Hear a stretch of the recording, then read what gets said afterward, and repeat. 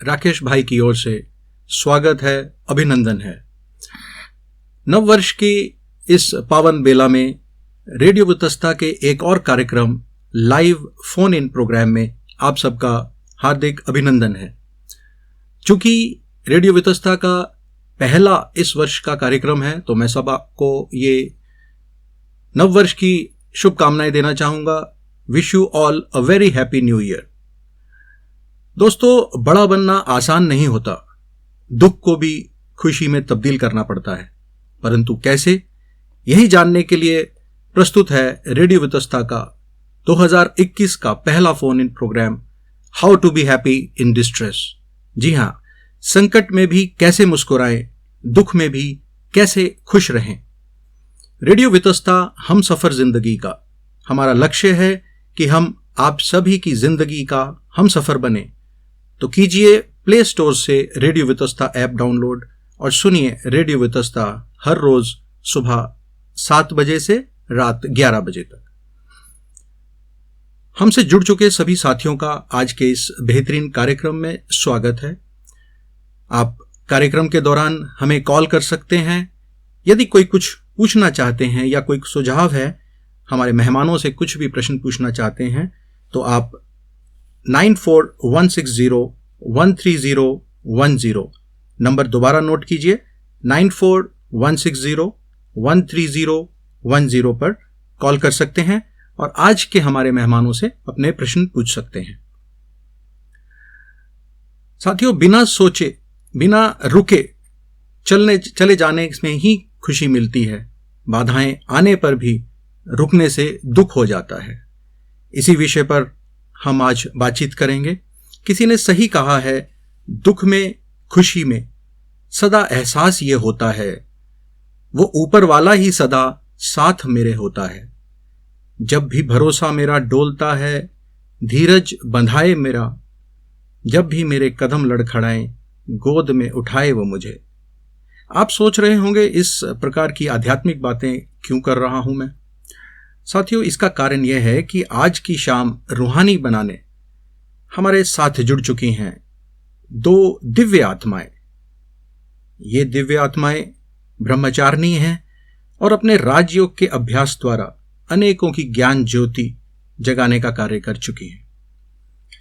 Brahma Kumari sister शैली और Brahma Kumari sister Alka का हमारे इस रेडियो वितस्ता के स्टूडियो में हार्दिक अभिनंदन है, स्वागत है। ओम शांति। स्वागत है। हम दोनों ही ब्रह्मा कुमारी बहनों का हार्दिक अभिनंदन करते हैं, स्वागत करते हैं। आज के कार्यक्रम की शुरुआत मैं हमारी दिव्य बहन सिस्टर शैली से करना चाहूंगा। बहन जी, आपको कब एहसास हुआ कि प्रभु ही सच्चा जीवन साथी है? ओम शांति। ओम शांति। मैं अपने सभी श्रोताओं को नववर्ष की बधाई देना चाहूंगी। और आज के इस फोन इन कार्यक्रम में जो सबसे पहला प्रश्न मुझसे पूछा गया है, प्रभु ही जीवन साथी है, कैसे एहसास हुआ। वास्तव में अगर मैं अपने जीवन को पीछे मुड़कर देखूं तो जीवन साथी की परिभाषा भी जब नहीं पता थी, ऐसे समय में ही मुझे प्रभु का साथ मिला। उसके पश्चात राजयोग मेडिटेशन का अभ्यास और प्रतिदिन जो परमात्मा महावाक्यों में जीवन को सुंदर बनाने वाली जो दिशा हमें मिलती रही, उस आधार पर कब मन का लगाव उनके साथ हो गया ये पता ही नहीं चला। इसलिए शायद मैं एग्जैक्ट डेट नहीं बता पाऊंगी कि उसको मैंने अपने दिल से जीवन साथी कब स्वीकार किया। लेकिन हाँ, ये जरूर है कि जब लाइफ का डिसीजन लेने की बात आई, तब मेरे लिए और कोई ऑप्शन मैंने रखा ही नहीं था। जी, कितने सौभाग्यशाली हैं आप। मैं तो यूं कहूंगा कि इतना सुंदर जीवन परमात्मा आपको याद करता है और आपको अपना बना लिया। क्योंकि आज की दुनिया में देखा गया है कि जब एक ऐसी अवस्था में पहुंच जाते हैं कि उस अवस्था से वापस आना बड़ा मुश्किल हो जाता है और हम ऐसी अवस्था से निकल नहीं पाते हैं। लेकिन आपका बचपन से ही उस तरफ रुझान हो गया और परमात्मा को आपने अपना साथी बना लिया। बहुत ही सुंदर। सिस्टर अलका, आपसे मैं जानना चाहूंगा कि आपके मन में कब और कैसे जीवन प्रभु को समर्पित करने का विचार आया? ओम शांति। ओम शांति। नया वर्ष सभी श्रोताओं के लिए खुशियों भरा हो, ऐसी शुभ भावना हम सभी की है। जो पूछा गया है कि समर्पित, ये कोई एक दिन की तो बात नहीं है। मैं समझती हूँ जब मुझे सोचने समझने की क्षमता मिली, तब से ही मेरे जीवन का ये लक्ष्य था कि अपने जीवन को भी श्रेष्ठ बनाना है और दुनिया और समाज के लिए कुछ बेहतरीन कार्य करना है। इसी लक्ष्य को लिए हुए कभी मैं अनाथालयों से जुड़ी, कभी कुछ ऐसी संस्थाएं जो समाज के लिए अच्छा कर रही थी। अपनी पढ़ाई के दौरान भी वहां आना जाना मेरा होता रहा। हर जगह जाते हुए मुझे एक बात का एहसास हुआ कि सबसे ज़्यादा जो जरूरी है आज के जीवन में वो है चरित्र का विकास और संस्कारों को अच्छा बनाना। फिर एक समय आया जब मैं ब्रह्मा कुमारी बहनों से मिली और वहां मेरी वो खोज पूरी हुई। मुझे लगा यही वो जीवन है जहां ये श्रेष्ठ बातें, संस्कारों की, चरित्र उठाने की, जीवन को आगे बढ़ाने की हम सीख सकते हैं। और ना ही सिर्फ सीख सकते हैं, अपने आप को तो एक अच्छा लीडर, एक अच्छा सशक्त जीवन दे ही सकते हैं। अन्य दुनिया के लिए, समाज के लिए भी हम संस्कार भरने का, चरित्र निखारने का ये श्रेष्ठ कार्य कर सकते हैं। इसी ने मुझे प्रेरणा दी। बहन जी, हमें कोई कॉलर हमारे बीच में है, आइए। अच्छा, कॉल कट हो गया है, आप अपना कंटिन्यू कर सकते हैं आंसर। जैसा कि आपको पता है कि ये हमारा फोन इन प्रोग्राम है, तो बीच बीच में कॉल्स भी आएंगे। हाँ, प्लीज कंटिन्यू कर सकते हैं। तो जब ये समझ आया कि यहाँ वो संस्कारों की नॉलेज दी जा रही है और परमात्मा से जुड़कर ना सिर्फ नॉलेज है बल्कि हम अपने अंदर वो शक्ति भर सकते हैं।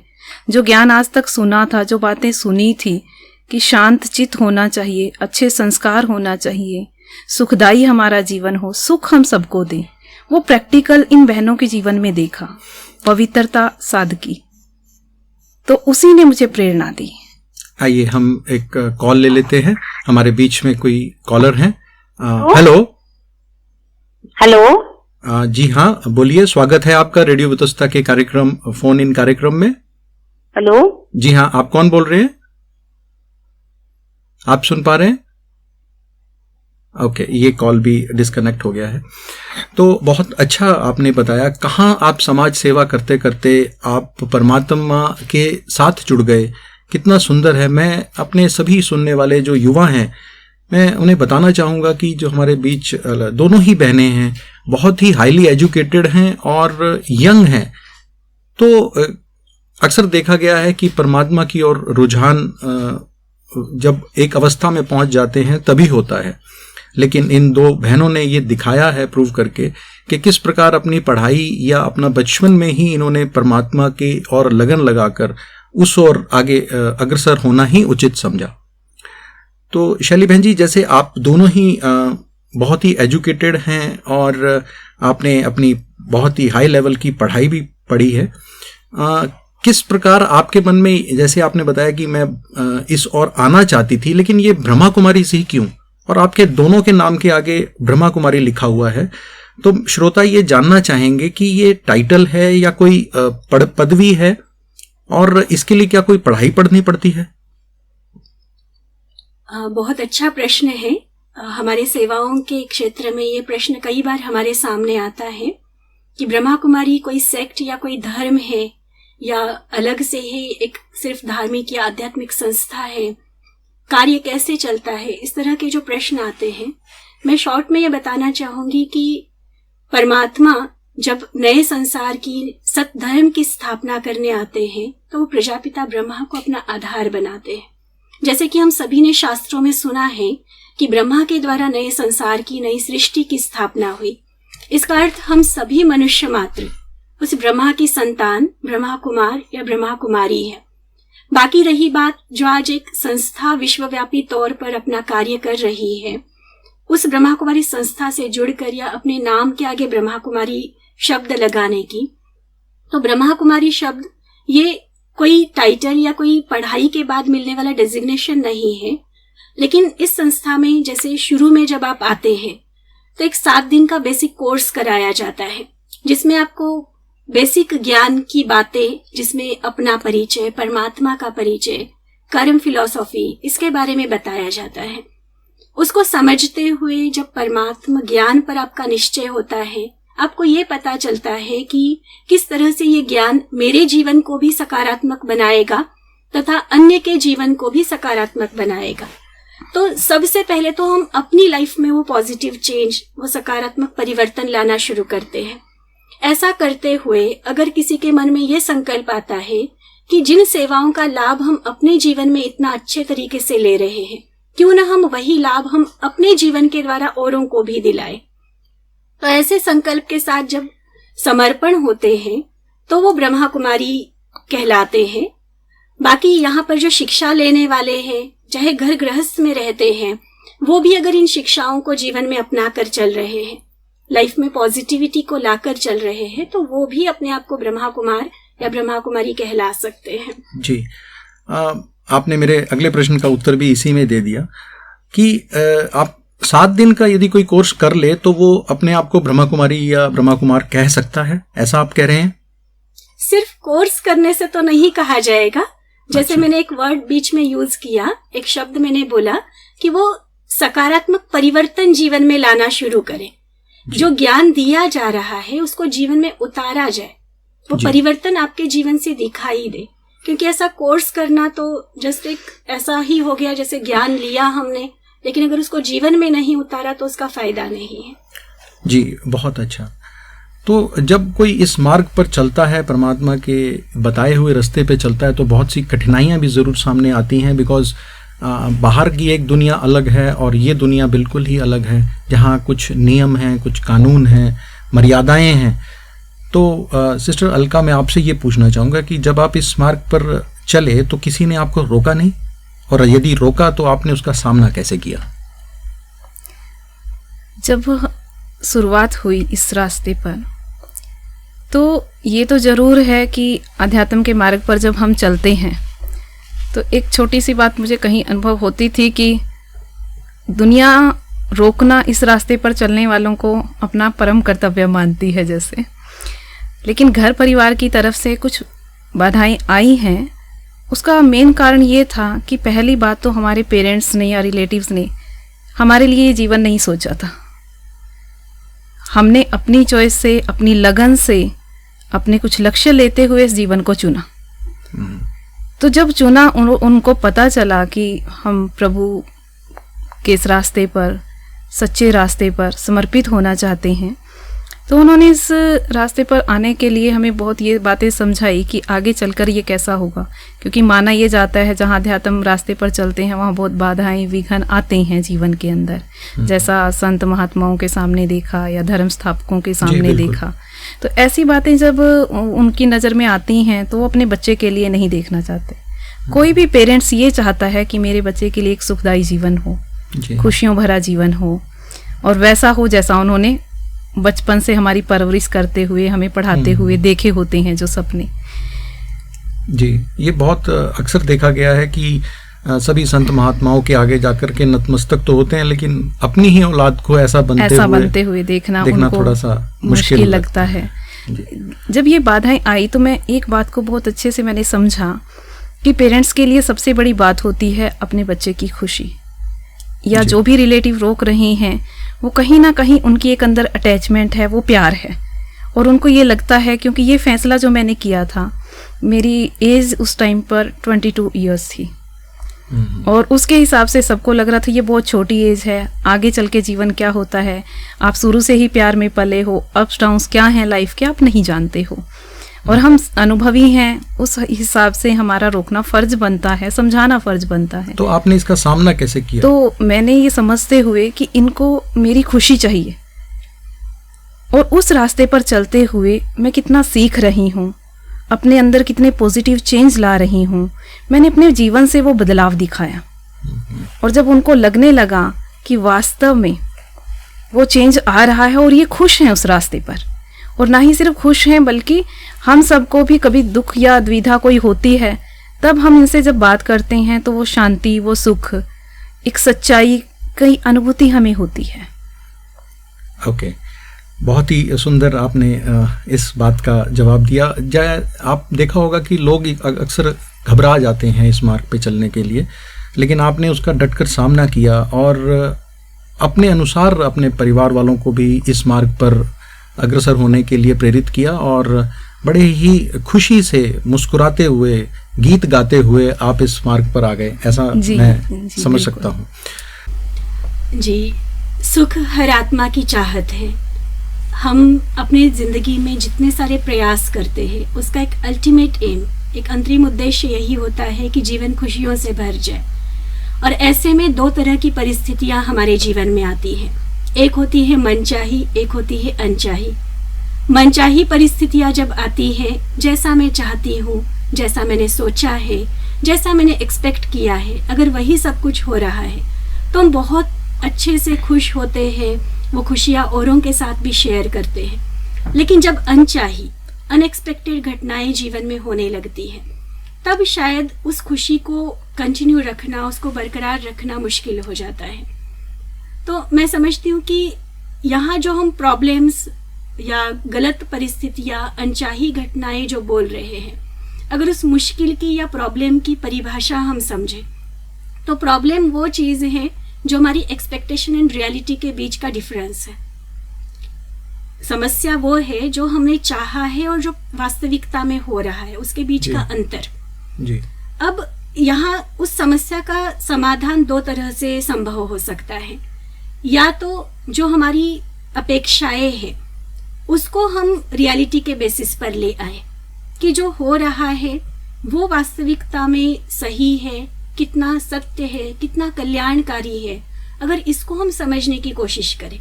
कई बार देखने में ऊपरी तौर पर हमें लगता है कि ये जो घटना हुई बहुत बुरी हुई, ऐसा नहीं होना चाहिए था, ये गलत हुआ, ये नुकसान हुआ।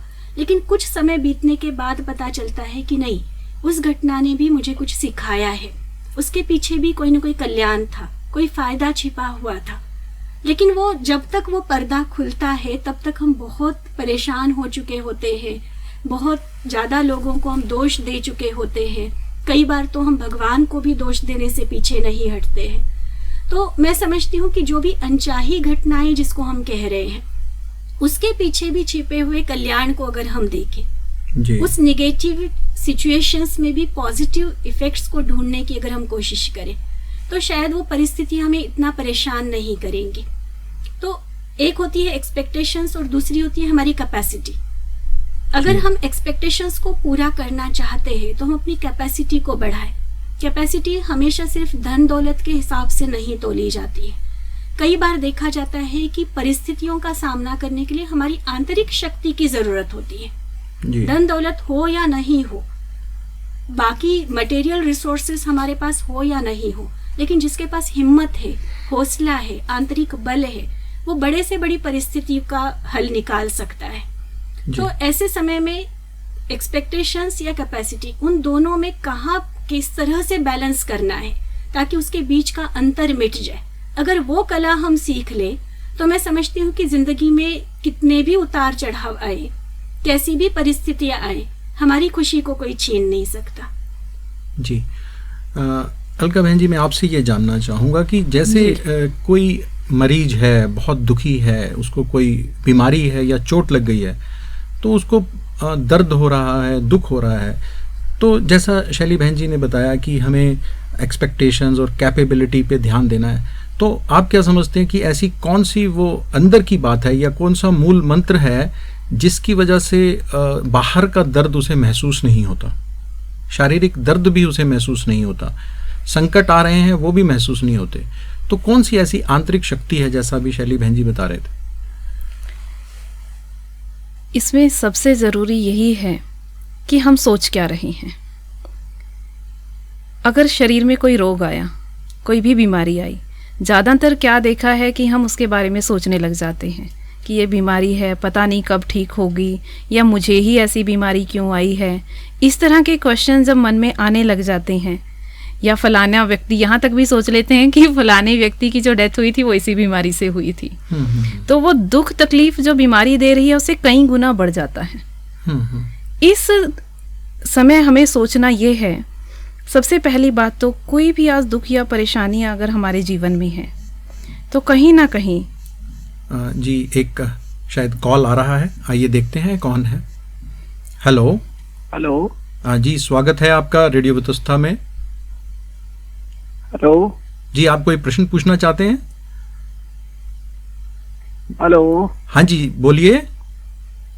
सर मेरा क्वेश्चन ये है, मैं एक क्वेश्चन पूछना चाहता हूँ कि क्या हमें सपने देखने चाहिए?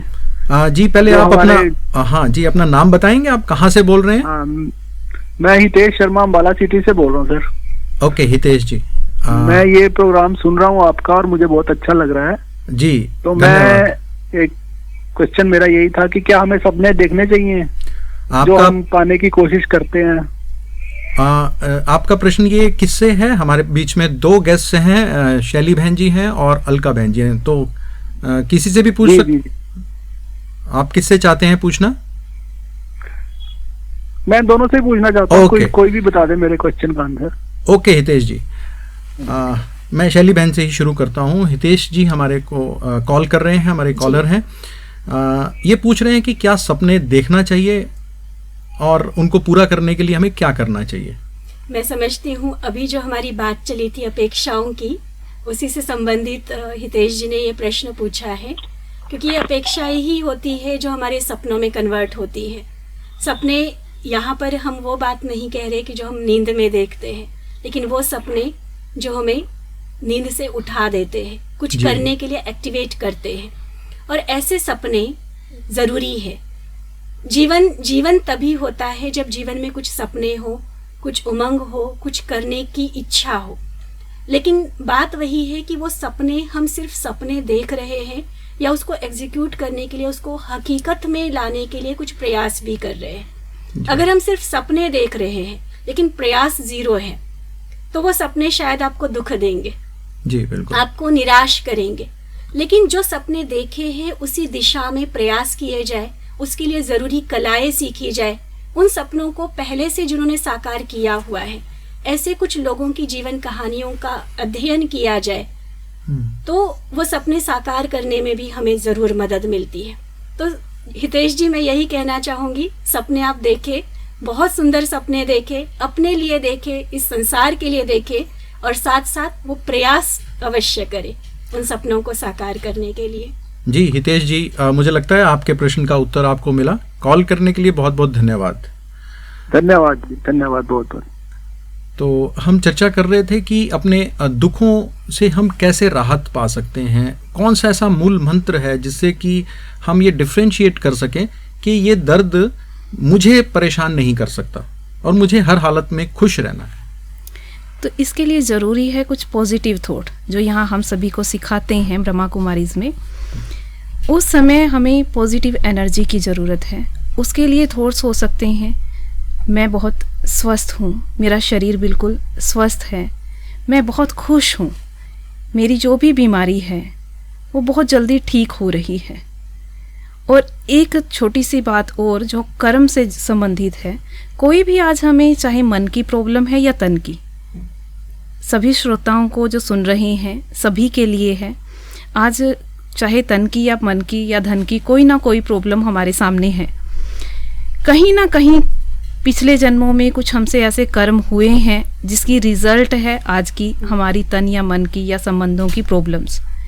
तो उसके लिए सुबह उठते ही एक छोटा सा अभ्यास करें जिससे देखेंगे धीरे धीरे हमारे जीवन में परिवर्तन आना शुरू हो जाएगा। वो अभ्यास क्या है? जब आप उठे हैं सुबह, परमात्मा को गुड मॉर्निंग किया, नमस्ते किया, याद किया, तो उसके साथ ही विश्व की आत्माओं को अपने सामने देखें मन से जी। क्योंकि हमारे मन के नेत्र भी तन के नेत्र की तरह देख सकते हैं जी। और अपने अंदर एक थॉट करें कि मैंने किसी भी जन्म में कभी भी किसी भी आत्मा को तकलीफ दी है तो आज मैं उनसे क्षमा मांगता हूँ जी। बहुत ही सुंदर आपने बताया। और साथ ही इसके ये भी अभ्यास करें कि मैंने तकलीफ दी किसी को भी, वो तो मैं क्षमा मांगता ही हूँ, और मुझे किसी ने भी तकलीफ दी जिसके कारण मेरे सूक्ष्म वाइब्रेशन वो आज भी उन आत्माओं तक ये जा रहे हैं कि कोई बुरा है या कैसा भी दुख के, तो मैं भी उनको क्षमा करता हूँ। प्रकृति के तत्वों को भी जहाँ मैंने उनको हानि पहुँचाई है, उनका मिसयूज किया है, मैं प्रकृति के तत्वों से भी क्षमा मांगता हूँ। तो धीरे धीरे अपने आप ही वो बीमारियाँ जो हमें तकलीफ दे रही थी, महसूस होगा कि वो सूक्ष्म दुआएं जो पिछले जन्मों के दुख के वाइब्रेशन आ रहे थे, वो सुख में शांति की शक्ति हमारी तरफ आने लगेगी, प्रकृति की तरफ से भी। जी, बहुत अच्छा। आपने सूक्ष्मता की ओर ले जा करके आपने अपने प्रश्न का उत्तर दिया कि किस प्रकार से हम अपने दुख को भूल करके चारों ओर की प्रकृति को भी अगर हम पॉजिटिव वाइब्स देते हैं तो वो कहीं ना कहीं हमें ही लौट के मिलती हैं। शैली बहन जी, मैं आपसे जानना चाहूँगा इस प्रश्न को ही आगे बढ़ाते हुए कि क्या ऐसी चीज़ है, क्योंकि जैसे अक्सर देखा गया है जब दर्द हो रहा होता है तो चाहे कितने बड़े से बड़ा ज्ञानी योगी भी है तो उसे भी महसूस तो होता ही है एक बार। मुझे याद आता है जैसा हमने पढ़ा है, देखा है, क्राइस्ट को सूली पे लटकाया गया परंतु उनके चेहरे पे वो दुख का नामो निशान नहीं था। तो ये कैसे संभव हो सकता है? जैसे कि आज हम जिस विषय पर चर्चा कर रहे हैं कि दुख के बीच में भी खुशी का अनुभव, जो परिस्थिति आपने हमारे सामने रखी है शरीर के दुख दर्द की, इसको हम इस तरह से समझ सकते हैं। दो शब्द है, एक है दुख, एक है दर्द। दर्द, pain is mandatory but sorrow is optional. जैसे कि हमारी अलका बहन बता रहे थे कि हमारी सोच पर डिपेंड करता है कि हम क्या सोच रहे हैं और उस आधार पर कितना उस दर्द को दुख के रूप में फील कर रहे हैं। एक पॉजिटिव सोच, सकारात्मक सोच इसमें बहुत बड़ा रोल प्ले करती है। लेकिन इसके अलावा आध्यात्मिकता में, अगर जैसे आप एक शब्द मूल मंत्र बोल रहे थे, तो आध्यात्मिकता में हर दुख से अपने आप को मुक्त करने का, और खासकर ये जो शारीरिक दर्द होते हैं जिसको अवॉइड करना इम्पॉसिबल लगता है लोगों को जी। उन दर्द से मुक्ति का एक बहुत सुंदर तरीका है सोल कॉन्शियस स्टेज। आध्यात्मिकता में जीवन का एक बहुत गहरा राज हमें पता चलता है कि यह शरीर एक इंस्ट्रूमेंट है, एक साधन है जिसके द्वारा आत्मा कार्य करती है, कर्म करती है। तो शरीर को जो दर्द हो रहा है, 5 तत्वों से बने हुए शरीर में जो तकलीफ हो रही है, उस शरीर को धारण करने वाली आत्मा अगर अपने आप को उस शरीर से अलग अस्तित्व का एहसास कराए, भले ही वो शरीर में है लेकिन शरीर से उसका अस्तित्व अलग है, तो शरीर से ये जो डिटैच अलग अवस्था का जो अनुभव करती है, तो जैसे पेन किलर्स क्या काम करते हैं, यही तो करते हैं ना। पेन किलर्स जब हम लेते हैं तो वो दर्द एक्चुअली खत्म नहीं होता है, वो ब्रेन तक उसकी सेंसेशन नहीं पहुंचती है।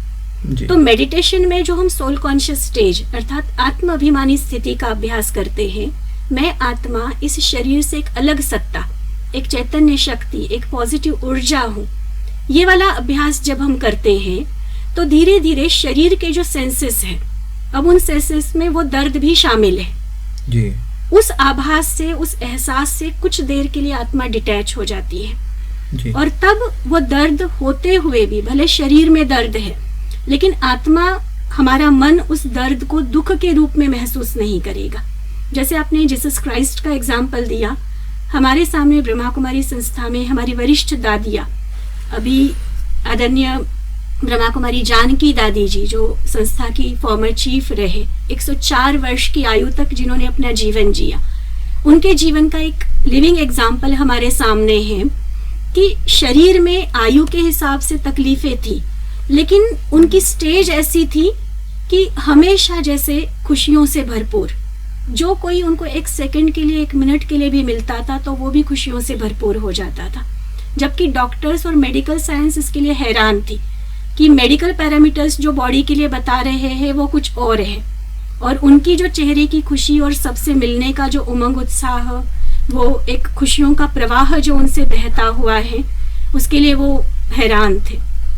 तो इसके लिए मूल मंत्र ही ये है कि हम आत्मा है, शरीर से अलग है जी। आपने बहुत ही गहराई से, गुह्यता से ये बताया, और जैसा कि आपने बताया कि जो वरिष्ठ दादियाँ थी और उन्होंने भी पेन में होते हुए भी, डॉक्टर्स भी अचंभित हो गए कि ये कैसे हो सकता है, और जाते जाते भी मुस्कुराने का ही एक संदेश दिया। ये समय को व्यतीत किया और किस प्रकार से आपने सेवा का जो पीड़ा उठाया? देखिए, जब भी ऐसा माहौल बनता है, और ये अलग सी बात थी कि इसके प्रभाव में एक देश नहीं था, एक शहर नहीं था, बल्कि पूरा विश्व इस बीमारी से प्रभावित हुआ या इस वायरस से प्रभावित हुआ है। तो उस समय आध्यात्मिक शक्तियाँ, जो आध्यात्मिक लीडर हैं, उनकी जिम्मेवारी और भी बढ़ जाती है, समाज को सशक्त बनाने में, ऊंचा उठाने में, आंतरिक बल भरने में। तो वही जिम्मेवारी हम सब ने भी समझी। और इस समय ये भी था कि कोई घरों से बाहर तो नहीं निकल सकता था, ना ही हम कहीं पहुंच सकते थे शरीर के द्वारा। तो फिर भी ये इच्छा जरूर थी कि हर आत्मा, हर मनुष्य जो भी अब इस समय को सफल करना चाहता है, टाइम भी था। अक्सर कर प्रॉब्लम ये होती है, ज्यादातर ये कहा जाता है कि हमारे पास टाइम नहीं है कुछ भी अच्छा सीखने के लिए। अध्यात्म का खास तौर से जब सीखने की बात आती है तो बिजी बहुत हैं या ये काम है। तो इसमें दोनों ही तरह से जरूरत थी। समय तो था ही, सबको कहीं ना कहीं ये बीमारी या वायरस के कारण प्रभावित भी थे मन कि क्या होगा। बहुत सारे क्वेश्चन थे सबके मन में, और कुछ लोग अकेला होने से भी स्ट्रेस फील कर रहे थे। अकेलापन कईयों को फील हुआ, कईयों को धन से संबंधित प्रॉब्लम्स आई। तो उस समय बहुत ज़रूरी था आध्यात्मिकता को अपनाना। तो इस दौरान ब्रह्मा कुमारी आश्रम की तरफ से ऑनलाइन कोर्सेज शुरू किए गए ताकि सब घर बैठे भी इन सेवाओं का लाभ ले सकें, राजयोगा मेडिटेशन सीख सकें और अपने आप को ऐसे माहौल में भी पॉजिटिव बनाए रखना, सकारात्मक ऊर्जा से खुद को भी भरना, और जो भी उनके संपर्क में हैं उन सभी को भी इस सारे माहौल में पॉजिटिव एटीट्यूड बना रहे, वो सकारात्मकता दिखे जी। तो ये सीख सके। उसके साथ साथ ही ये तो था कि हम ज्ञान के माध्यम से सिखा रहे थे। आध्यात्मिकता में जब हम होते हैं तो हमारी मन की शक्ति बहुत काम करती है जी, और वो बहुत जरूरी था जी। बहुत बहुत वो उसके लिए हम सब ने दिन में अलग अलग टाइम रखकर मेडिटेशन किया, जिसके द्वारा हम अपने माइंड से पॉजिटिव एनर्जी पूरे विश्व को रेडिएट कर रहे थे जी। हमें ऐसा देखा गया है कि ऐसा वक्त आया कि सबका रुझान परमात्मा की तरफ हो गया। तो शैली बहन जी, आपसे मैं पूछना चाहूँगा कि आपका कैसा एक्सपीरियंस रहा और किस प्रकार की सेवाएं की? क्या वाकई लोगों का रुझान ज़्यादा हुआ इस समय पे? बहुत अधिक रहा, क्योंकि जैसे बताया जा रहा था कि आध्यात्मिकता की बातों में इंटरेस्ट शायद सभी का होता है, लेकिन कहीं ना कहीं उनका जो बिजी शेड्यूल होता है उसके कारण वो टाइम नहीं निकाल पाते। जैसे ही लॉकडाउन हुआ, क्योंकि ब्रह्मा कुमारी सेंटर पर भी हमने उस तरह की सेवाएं बंद कर दी थी, जब लोग आते थे हमारे से सीखते थे, लेकिन उनके फ़ोन हमारे पास आने शुरू हो गए। कभी न कभी जिन्होंने या तो टीवी पर सुना था या हमारे प्रोग्राम से अटेंड किए थे, उनके फ़ोन आने शुरू हो गए कि हमें मेडिटेशन सीखना है और अब हमारे पास टाइम है। तो रेगुलरली जो पहले से हमारे साथ जुड़े हुए थे उनके लिए तो हमने ऑनलाइन सुबह की क्लासेस शुरू कर दी थी साइंस टेक्नोलॉजी का आधार लेकर, लेकिन इस तरह की जो रिक्वेस्ट हमारे पास आ रही थी उस आधार पर ही फिर ऑनलाइन हमने राजयोग मेडिटेशन कोर्सेज शुरू किए। जो राजयोग मेडिटेशन सीखने के लिए इंटरेस्टेड थे, ऐसे लगभग 200 से भी अधिक आत्माओं ने अलग अलग 10 बैचेस में उन्होंने वो कोर्स किया, और उस कोर्स के दौरान उन्होंने जो बेनिफिट लिया, उनको डेली कुछ न कुछ कोर्स के साथ साथ एक्टिविटी और होमवर्क दिया जाता था, और एंड में जब उनका फीडबैक लिया जाता था तो विद इन 10 डेज ही उनको वो अपनी लाइफ में पॉजिटिव चेंज फील होता था। किसी का गुस्सा कम हो रहा है, किसी की एंजाइटी कम हो रही है, जो एक पैनिक फैला हुआ था इस महामारी के कारण, क्या होगा कैसे होगा, उसमें वो अपने आप में वो चेंज और रिलीफ महसूस कर रहे थे जी। और इसको आगे और सीखने का उन्होंने लक्ष्य रखा। इसी तरह से कुछ अलग अलग टॉपिक्स लेकर हमने सेमिनार्स वेबिनार्स किए, तो उसमें भी ब्रह्मा कुमारीज के साथ ही अन्य कई अलग अलग फील्ड्स के एक्सपर्ट्स को साथ लेकर हमने उनकी बातें भी अपने प्लेटफॉर्म से लोगों तक पहुंचाने की कोशिश की। और उन सभी सेमिनार्स का, सभी वेबिनार्स का उद्देश्य यही रहा कि दुनिया में चाहे निगेटिव एक भय की, असुरक्षा की लहर फैली हुई है, लेकिन उसके बीच भी वो हर व्यक्ति अपनी सेफ्टी महसूस करे पॉजिटिव थिंकिंग के आधार पर और परमात्मा रक्षा के आधार से। और इसी तरह से उनके मन को ताकत देने के लिए भी जैसे बताया कि एक होता है कि ज्ञान की हम सेवा कर रहे हैं, लेकिन एक बहुत डीप थ्योरी होती है हमारे वाइब्रेशंस की। तो मेडिटेशन जब हम करते हैं, परमात्मा की एनर्जी हम अपने लिए तो लेते ही हैं, लेकिन कुछ समय निकाल कर सभी ब्रह्मा कुमारी सेंटर्स पर हमें हेडक्वार्टर से ही ये डायरेक्शंस मिले थे, ये सजेशंस मिले थे। तो उस अनुसार हमने सभी सेंटर्स पर कुछ समय निकाल कर, और उस समय हमारे साथ जो पहले से जुड़े हुए भाई बहने हैं वो भी अपने अपने घर में रहकर एक ही समय निश्चित करते हुए पूरे विश्व के लिए वो शांति और सुख की लहर फैलाने का, वो वाइब्रेशंस फैलाने का अभ्यास करते रहे, जिसको हम मनसा सेवा द्वारा सकाश की विधि कहते हैं। तो उसमें भले ही वो एक सटल इफेक्ट होता है, सूक्ष्म प्रभाव होता है इसका, लेकिन उसका हमने ये देखा कि ज्यादातर जो लोग हमसे धीरे धीरे जुड़ते जा रहे थे वो सिर्फ ज्ञान और दिमाग की रीति से नहीं, लेकिन एक अपनापन महसूस करते हुए कि रियली में अगर कोई सहारा मिलता है तो वो यही है। मन की शक्ति वो महसूस करने लगे, उनके अंदर हिम्मत बढ़ने लगी, और धीरे धीरे वो जो पैनिक था वो खत्म होते होते जीवन जीना है, जो परिस्थिति है उसको एक्सेप्ट करते हुए, उससे लड़ना नहीं है, उसके लिए कंप्लेंट्स नहीं करनी है, लेकिन उसको स्वीकार करते हुए उसका समाधान ढूंढकर अपनी लाइफस्टाइल में थोड़ा सा चेंज लाकर ही सही, लेकिन बिना किसी कंप्लेंट के जीवन को जीना है। वो एक बहुत सुंदर तरीका सभी सीखते गए जी। तो उनका जो फीडबैक आपको मिला वो भी बहुत पॉजिटिव रहा होगा। बहुत पॉजिटिव फीडबैक्स आए हमारे पास जी। बहन जी, आप दोनों ही बहुत यंग हैं, युवा हैं, तो जैसा आपने बताया कि इस सेवा के दौरान आपको क्या लगता है कि युवाओं का रुझान भी परमात्मा में बढ़ा है और विश्वास बढ़ा है? क्योंकि युवाओं को अक्सर देखा गया कि वो आज़ाद ख्यालों के होते हैं, स्वतंत्र रहना चाहते हैं, दुनिया के आकर्षणों में होते हैं, चकाचौंध से प्रभावित होते हैं। तो ऐसे टाइम में तो सब कुछ उनके लिए बंद हो गया था। तो आपने उनके लिए क्या विशेष किया, या ये जो आपने कोर्सेस करवाए इनमें युवा भी शामिल थे? बिल्कुल, युवा वर्ग भी बहुत अच्छे से इसमें शामिल रहा, उनका इंटरेस्ट भी बहुत अच्छे से दिखाई दिया। मैं आपको ये ज़रूर बताना चाहूँगी कि हमने अम्बाला अपने सेंटर के लेवल की इन सेवाओं को आगे बढ़ाने के लिए या एक लोकल लेवल पर हमने ये कोर्सेज शुरू किए थे। लेकिन मुझे बताने में बहुत खुशी होती है कि जब हमने वो लिंक्स शेयर किए आगे, तो आगे से आगे शेयर होते हुए हमारे साथ कोर्स करने वालों में न सिर्फ अम्बाला के, लेकिन पूरे देश के अलग अलग राज्यों से और इवन ओवरसीज के भी कई ऐसे भाई बहने थे जिन्होंने उन कोर्सेज को अटेंड किया, और वो ज्यादातर यंगस्टर्स ही थे, यूथ एज के, अंडर 40 एज के बहुत सारे ऐसे रहे युवा शामिल जिन्होंने इन कोर्सेज को किया। टेक्नोलॉजी हैंडल करना उनके लिए तो बहुत इजी चीज है, तो उसके द्वारा उन्होंने ज्वाइन किया। कई तरह के क्वेश्चन आंसर और इंटरेक्टिव वे में वो कोर्सेज चले, और उसमें उन्होंने बहुत अच्छा फायदा लिया।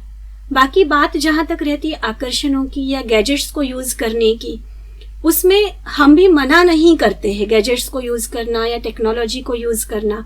आज भी हम रेडियो वितस्ता के द्वारा बात कर रहे हैं श्रोताओं से, तो एक टेक्नोलॉजी का प्रयोग कर रहे हैं हम अपनी बातें सब तक पहुंचाने के लिए। तो साइंस एंड टेक्नोलॉजी का यूज करना कभी भी आध्यात्मिकता में मना नहीं किया गया है।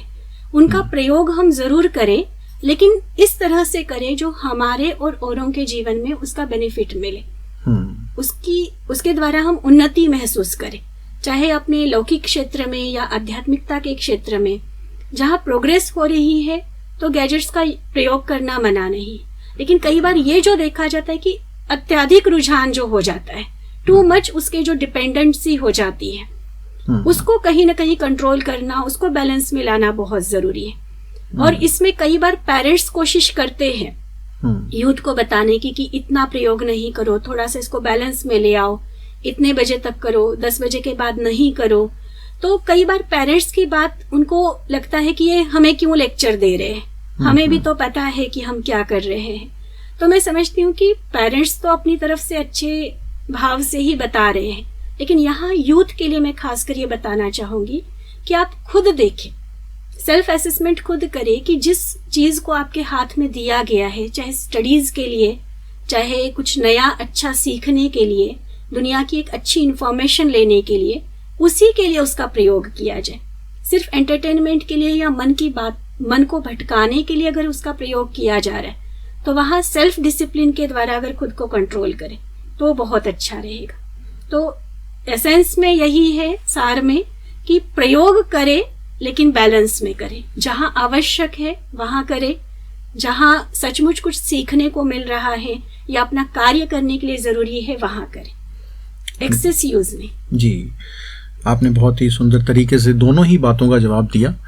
और अब हम अपने अंतिम पड़ाव पर आ चुके हैं और कार्यक्रम समाप्ति की ओर है। तो मैं चलने से पहले आप दोनों से ये पूछना चाहूँगा कि 2021 के लिए आपका क्या लक्ष्य है। अलका बहन जी, आपसे शुरू करते हैं। जी, हमारी ये शुभ भावना भी है और ये लक्ष्य भी लेकर चल रहे हैं कि जो हमारा यूथ है, क्योंकि 65% भारत में यूथ है जी, तो हमारे युवा साथी शक्ति का स्रोत हैं, देश को बदलने की शक्ति रखते हैं। लेकिन देख ये रहे हैं कि वो, जैसे अभी आपने बात कही, कि अपने मन की शांति ढूंढने के लिए, अपने आप को खुश करने के लिए कहीं ना कहीं साधनों के आकर्षण में, उस मायाजाल में अपने आप को उलझा बैठे हैं और सही नहीं उनकी शक्ति को डायरेक्शन मिल रहा जी। और ही कुछ गलतियां उनसे होती जा रही हैं। जिस सच्ची शांति की या सुख को वो पाने के लिए एक छोड़कर दूसरा, है ना, जैसे मन की अशांति है उसको शांत करने के लिए कभी क्लब को चूज करते हैं, तो कभी डिस्को, तो कभी मूवी, या फिर अलग अलग तरीके से कुछ नशे की भी आदतें देखी गई हैं, हो जाती हैं।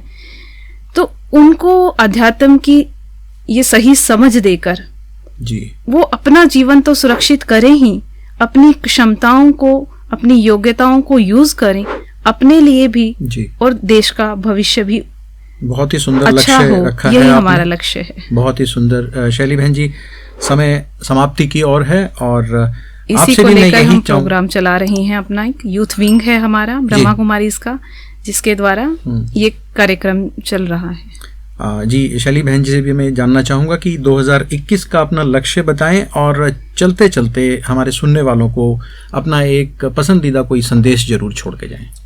जी बिल्कुल। 2020 की विदाई के साथ जब हमने नए वर्ष का स्वागत किया, तभी सबसे पहले हमारा संकल्प था, धन्यवाद पुराना वर्ष बहुत कुछ सिखा के गया है और ये नया वर्ष नए अवसर लेकर हमारे सामने आया है। क्योंकि हम आध्यात्मिक क्षेत्र से जुड़े हुए हैं, तो सबसे पहला हमारा लक्ष्य अपनी प्रोग्रेस के लिए रहा कि इस नए वर्ष में, इस आध्यात्मिक क्षेत्र में चलते हुए, जहां हम अनेकों लोगों की सेवा के निमित्त हैं, वहाँ पर सबसे पहले अपनी कमियों को हटाने के लिए, कुछ ऐसी अपनी पर्सनालिटी या व्यवहार में कुछ ऐसी कमियां अभी भी हमें जो दिखाई देती हैं, उसको रिमूव करने पर एक स्पेशल अटेंशन। और दूसरा, क्योंकि हम सेवाओं के क्षेत्र में हैं, तो सेवाओं में विशेष हमारा एक बहुत बड़ा एक मेगा प्रोजेक्ट इस वर्ष हम लेकर चल रहे हैं, खास युवा वर्ग के लिए। 8 महीने का ये प्रोजेक्ट है। 12 जनवरी राष्ट्रीय युवा दिवस पर हम उसकी शुरुआत करने जा रहे हैं और 8 महीने के इस मेगा प्रोजेक्ट में हम बहुत सुंदर एक्टिविटीज़ के द्वारा युवाओं को पॉजिटिव दिशा की ओर लाने की कोशिश करेंगे। उसके अलावा समाज के अन्य वर्गों के लिए भी कुछ ऐसी सेवाएं उनको प्रदान करने का लक्ष्य है जिसके आधार पर वो इजीली परमात्मा शक्ति के साथ जुड़ सके और उनका जो अधिकार है परमात्मा के बच्चे होने के नाते जीवन को संपूर्ण खुशियों के साथ जीना, वो उस अधिकार को प्राप्त कर सके। परमात्मा प्यार और उनके जीवन को खुशियों से भरा हुआ हम देखना चाहते हैं। जी, रेडियो वितस्ता का आज ये पहला वर्ष का कार्यक्रम मुझे लगता है बहुत ही आध्यात्मिकता से शुरू हुआ और बहुत ही सफल कार्यक्रम रहा। हमने बहुत अच्छी अच्छी बातें आपसे सुनी। आप दोनों का ही, सिस्टर शैली और सिस्टर अलका जी का, पूरे रेडियो वितस्ता परिवार की ओर से बहुत खुशी मिली सभी। बहुत बहुत धन्यवाद। और हम इस गीत, सुंदर से गीत के साथ अपना ये कार्यक्रम एंड करना चाहेंगे, क्लोज करना चाहेंगे। सभी सुनने वाले दर्शकों को बताना चाहेंगे कि ये कार्यक्रम निर्देशित किया भारत सोपोरी जी ने और कार्यक्रम प्रस्तुत किया आपके दोस्त राकेश जी ने। आप दोनों बहनों का दिल की गहराइयों से एक बार पुनः धन्यवाद। रेडियो वितस्ता का और सभी श्रोताओं का भी बहुत बहुत धन्यवाद। ओम शांति। ओम शांति। तो सभी दोस्तों को एक अलविदा। अगले कार्यक्रम में फिर से मिलते हैं। जय हिंद, जय भारत। रेडियो वितस्ता, हम सफर जिंदगी का, आपका अपना रेडियो, आपकी आवाज, दिल से सुनते रहिए रेडियो वितस्ता।